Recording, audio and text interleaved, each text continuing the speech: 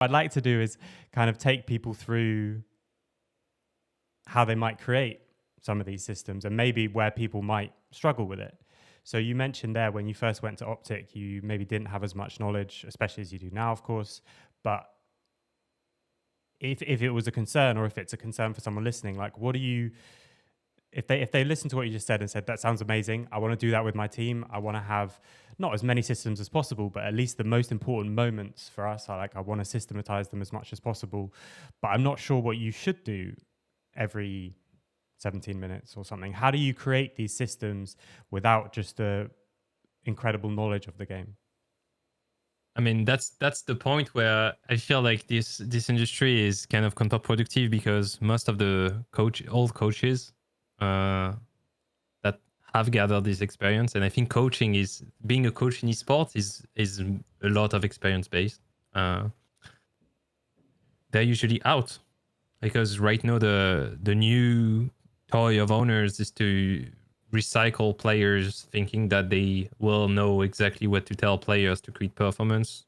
And I don't blame, like I feel like there's a huge value of having a player on board, right? It's just you can't just get at the level of the game where you're gonna be able to teach or create systems for LEC players if you haven't dug the game to a point, like almost an absurd point.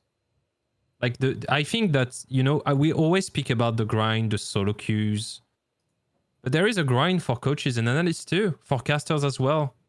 Like if you really want, just watch the game, ask yourself questions. You need to be able to break down the game, ask questions to people, watch people like Coach Curtis, watch the reviews of LS, watch my reviews, watch maybe your reviews, watch as much content as you can, watch the stream of pro players, ask them questions. It's I haven't learned all that I do know from just asking someone. And I think that, for instance, I disagree with some of the things that LS says about the game, but I was not able to disagree with him until a certain point of expertise.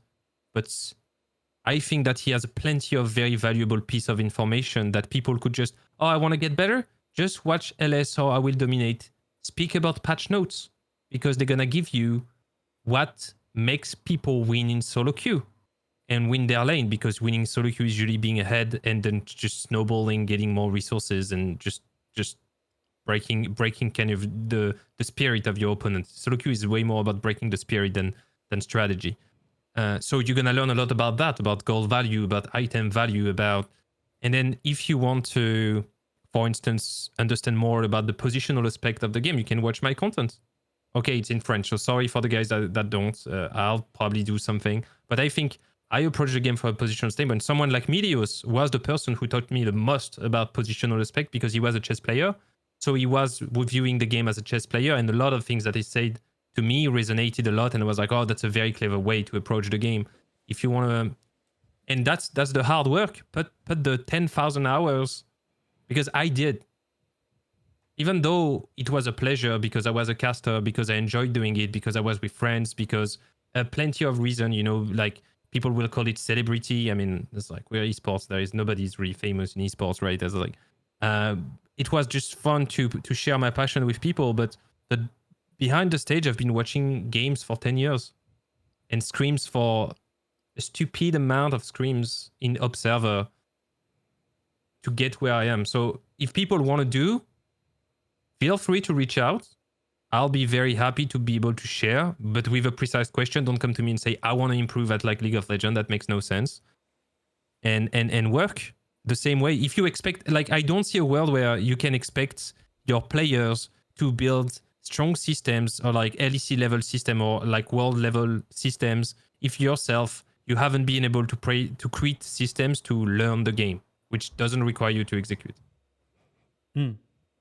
I think as well, like you end up with, once you start thinking about this in a lot more systematic way, you do end up carrying through things from previous teams, and you end up adding to it over and over again. Because if you think about the precise detail of the game, then maybe when the patch changes, that precise detail is no longer helpful and you have to just leave it.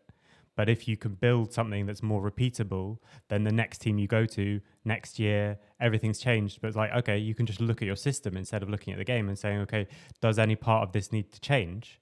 And the other thing that I think is so powerful with this kind of thing is that you will learn more about the game when you start doing this, either by playing or even by watching. If you just watch a game or you watch a piece of content with kind of coming into it with no preconceptions yet, maybe you can learn some things.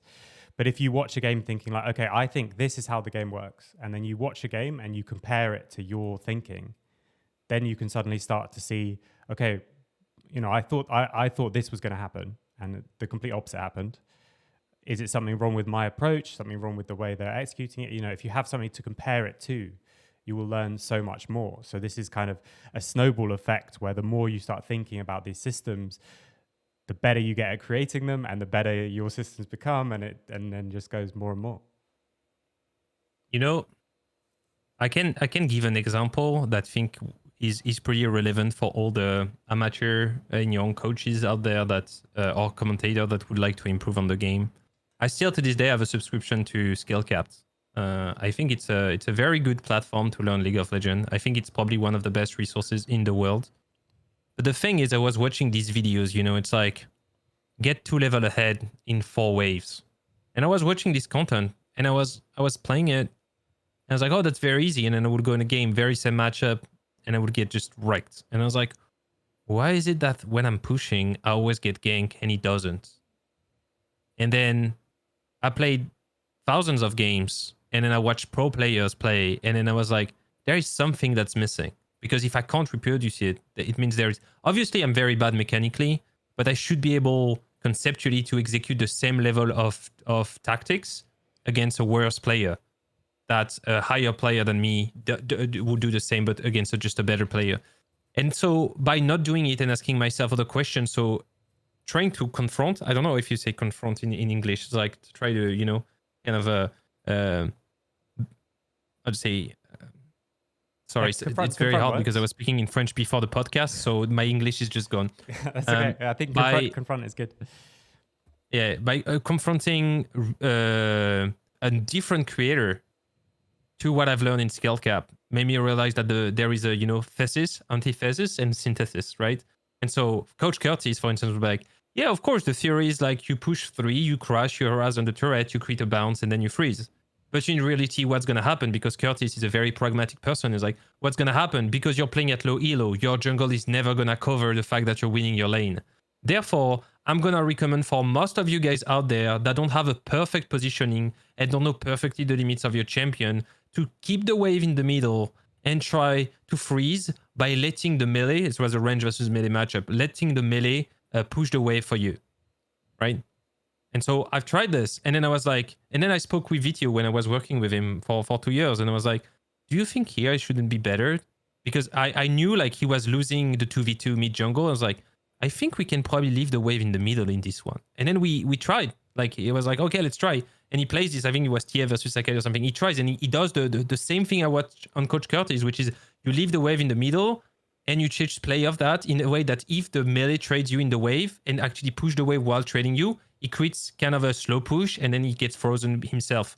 And which he tried and was like, that's a very good idea. And so I saw that a tip that was meant to be used by intermediate player that can't execute the high-end strategy was actually good in some parts and was even applicable at the highest level if you understand the whys you yourself fail at executing it, or like at least seek the why you fail at executing it. And I think like just this story gives a lot of framework to like all these want to be coach or like you want to work in esports or even players. Is like you need to create causality chains in your head that work and that are robust and don't depend on the champion, in a way that champions just become tools to execute these things. Once you have that, you have the baseline to create your system and your framework to play the game.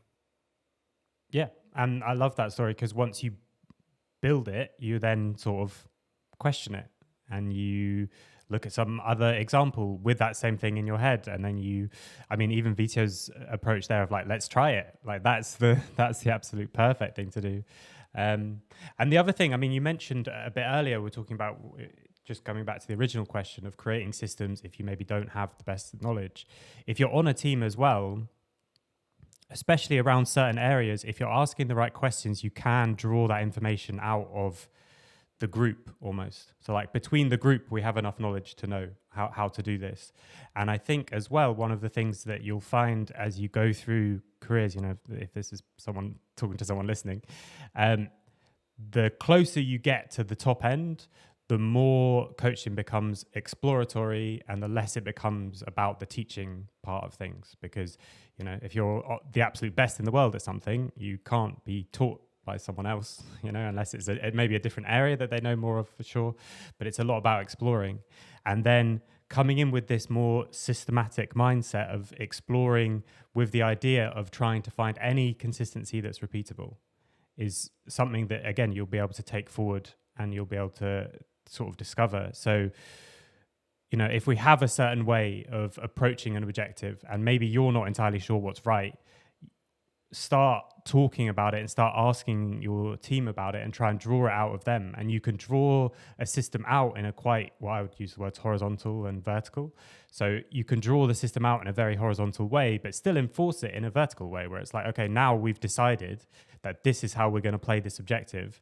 So the next game, if we don't do that, you can say, why, you know, this is what we were going to do. And it's not, I know more about the game than you, but we have all together managed to create something, some sort of system. And then you can look, okay, does our system need to change or did we just mess up? And then it becomes much kind of, it's not that this is an easy thing to do, but it is something that is available to you if you're not confident in what you've already got. And then you'll become more confident in it because on the next team, it's like, well, the last team, this is how we set up a dragon, or this is how we set up a herald. Whereas if you just approach every single time as a unique situation, then it doesn't help you for the future.